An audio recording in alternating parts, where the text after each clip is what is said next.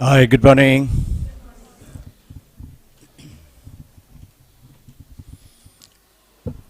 This table, metaphorically, I can say, it belongs to the school. But is the school this table? This school is not this table. You and I belong to this school. We are working out the philosophy of the school. Our work represents the school, but we are not the school. The school is like a temple, like a church, like a mosque, like a place for a divine work. You come here to change yourself and change other people, starting with your colleagues and children. See, this pen, I may say with a divine grace, belongs to someone called Robin Ghosh. But is this pen Robin Ghosh? No. I say that car belongs to Robin Ghosh. But is that car Robin Ghosh? No. I say this hand, this face belongs to Robin Ghosh. But does it mean, why do we say that this is Robin Ghosh? This is me, the Robin Ghosh. So you have a name, you have a body. You may be man, you may be a woman, but that is not you. You're something divine. You're children of immortal bliss, absolute perfect and pure. Yes, you do come with some kind of a sanskar because of your past karma, because of our past training and schooling, the way we were brought up by our parents and environment and televisions and newspapers and magazines. We have built up certain way of doing things. We need to change that because you and I put together carry the philosophy of the school. Philosophy of the school will keep on changing and becoming better and better and better. Like the river Ganga. At Gangotri, if you've seen the picture, it's like a trickle. And you know, about 20 years ago, there's a mother whose child is still here. This mother was asked, why aren't you putting your child into Bishops and St. Mary's? Why in this school? She said, just like Gangotri, where Ganga is like a trickle, I can see this school is a trickle today. But I can also see that this school is going to be a torrenting, raging river like it is at Devaprayag or at Rishikesh or Lachmanjula. Now, I want you to reflect upon it. Think about it yourself. If you have ever traveled down the river Ganga, if you can't, if you haven't, go through the internet. You've got a beautiful way of doing that now. You can do it. You will find the river Ganga is sparkling, beautiful, torrenting, raging purity and cool, chill water. If you take a dip in it, it's very cold out there, but if you take a dip in that cold, icy water and come out, you don't feel like wearing any clothes. You're so warm and hot.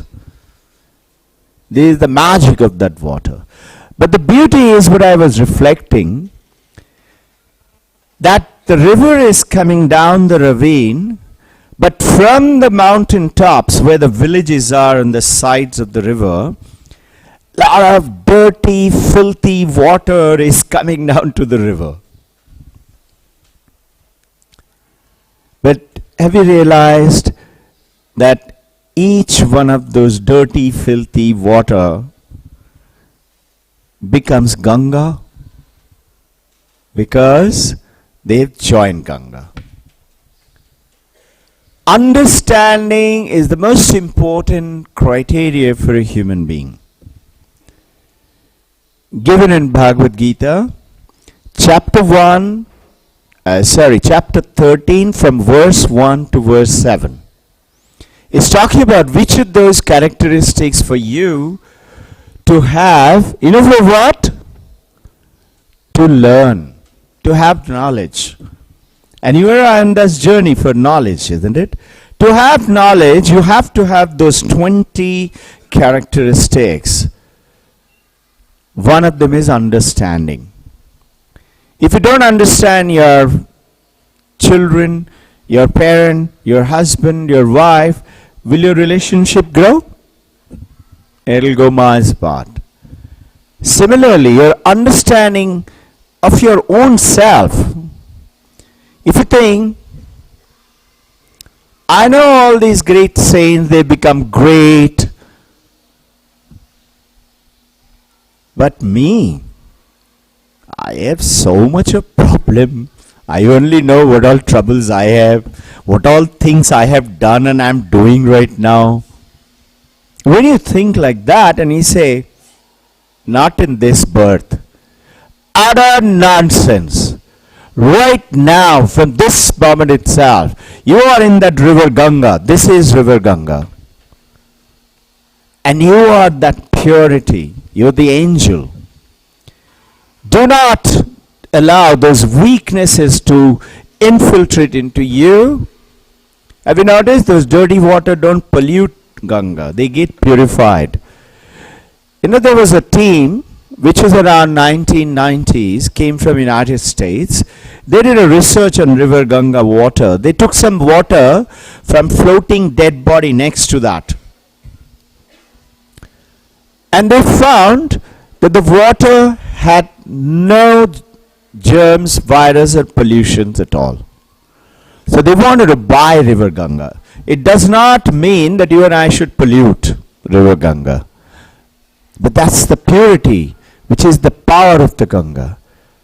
And we should have that purity as in this school, as in you and me. This philosophy is not mine, neither it is the core team. It is the ancient Vedantic philosophy coupled with the latest of the IB. That's the philosophy of the school. And carrying on, changing and making it better and better.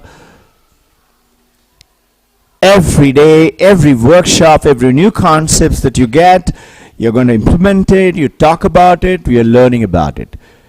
Anything negative, anything that makes your heart constrict, small, in terms of, number one, dealing with yourself or with your family, don't do it.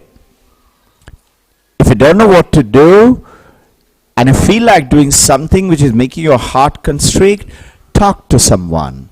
And you know, in this school, you have everybody available. You can come and talk. And we will guide you. We'll tell you what to do. Let it be your personal, let it be your official, let it be your professional.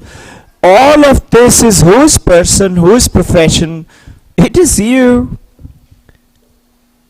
And that is called the children of immortal bliss. You are that child.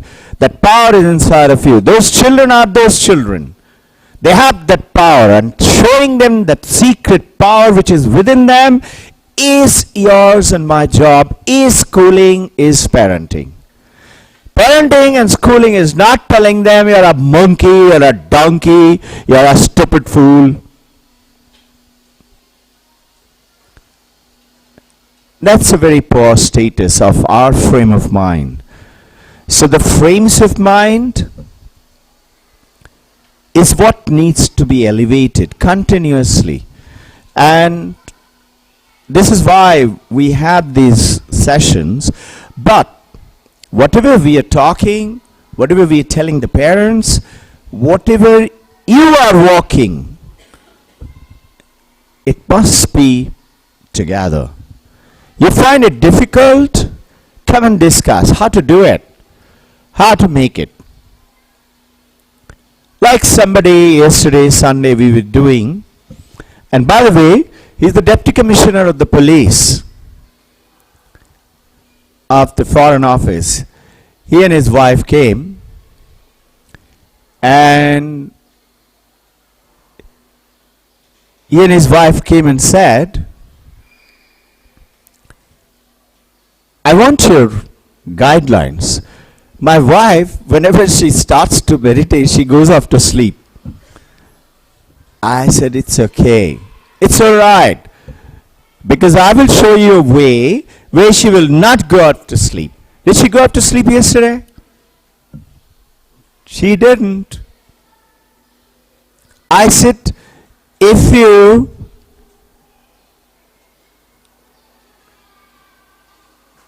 do an activity which you love to do, would you go off to sleep? You can go off to sleep in a class because it's boring, boring, boring. But will you go off to sleep when you're playing cricket? No way. Whether the grandma is playing or the child is playing, everybody is excited. Even the people who are watching, they're also excited. So why can't we make your classroom like a cricket field? That's what Sharda ma'am is talking all the time to us. Then let's take it outside that classroom. A classroom is not boring. You're making it interesting, you're making it good. But make the child grow up believing I am good. I'm not bad. If you write in a child's hand, you're a liar, you're dumb, you're stupid, you're a cheater, what is the child growing up believing? Think for a second. If you are being told every time, whenever I look at you, I look away and I say, cheater, would you like it? I can't even think of it. How can it be? You're not a cheater. Your action may have been. So the action is not good, but the child is not bad. Why should the child be bad? And how many of you have been long enough here to see magical transformation of those children who were a pain in the neck for you and me for quite a long time? But how magically they have changed. How beautifully they have changed. That is what is schooling and parenting. Schooling should be able to give you and I, as a part of the school, should be able to give it to the parent without the slightest of hesitation. I guarantee you that your child will be brilliant, will be focused, will know what they're going to do. So a teacher's job, a parent's job is to see that the child doesn't need you anymore. That is yours and my job, to make them self-supportive. Vivekananda's words. We want that education by which character is formed. Character. Strength of mind is increased, not weakened. If you call them something, some name, isn't it weakened? If you call up a parent and say, your daughter, your son is not feeling good, please come and take him back. You are not allowed to do that. I want to know every time a parent is called. Sharda ma'am wants to know, the core team, the head of the department need to know. I am telling them, even when a child appears to have had a fracture, I am telling them, don't worry, talk to the child. Child is okay, you come at 4:30. It's okay. Appears to have a fracture. It's happened here.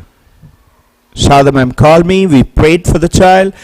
Father came at about 4:30, 4:45. I said, kindly give me a call once you take an x-ray. He went to Asian Olympiad. And you know what call he made at 6 o'clock? He said, sir, he doesn't have a fracture. It's only a bone contusion. But the bone was poking out. Everybody said, sir, this is fracture. I said, shut up. You put a splint, we'll pray, he will be healed. You have that faith. This is the power which is in you. It is in the inside of you. Because you are not this body. You are something divine. This is what it means, a children of immortal bliss. All along, and many of you have traveled along who are sitting right now here, we have never allowed a call to be made unless the call was to be made either by me or the principal or the head of the homeroom teacher. But after discussion, careful decisions were made. Now, unfortunately, some of you have made that mistake. Please do not do it anymore. It is not acceptable. See, parents, you think they don't know what the problem of the child? But it is like, supposing you have some problem. You have some sickness. But you refuse to admit, I have this sickness. When you are not admitting you have this sickness, will you go and take a doctor's advice? I want medicine. You yourself are not recognizing you got that problem. So why would you? You say, it's okay, I don't need it.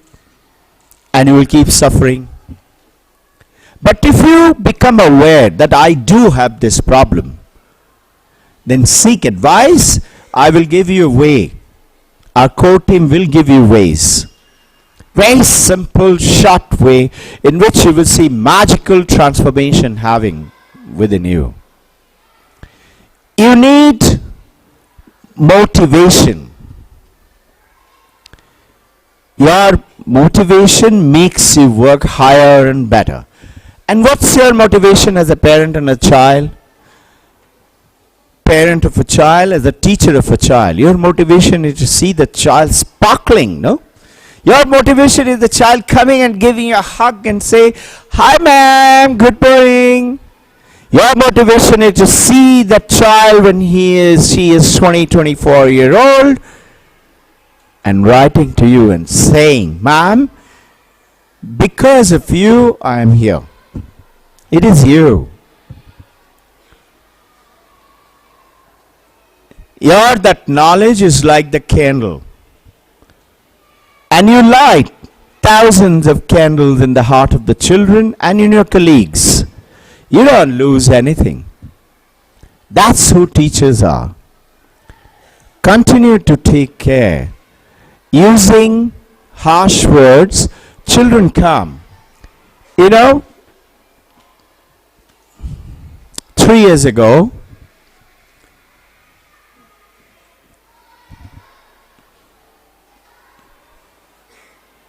one of the child came and told Shada ma'am and me, please change my class. We said, why? You have to change my class. I said, why? Because that child who's sitting next to me uses terrible language. I don't want to hear that language. I said, like what language? I can't even say it. I said, very nice. You can't say it, meaning you have that realization. It's not good to say it. Good. But tell me something. Why is the child next to you? So this champion said, I don't know. You just change my class.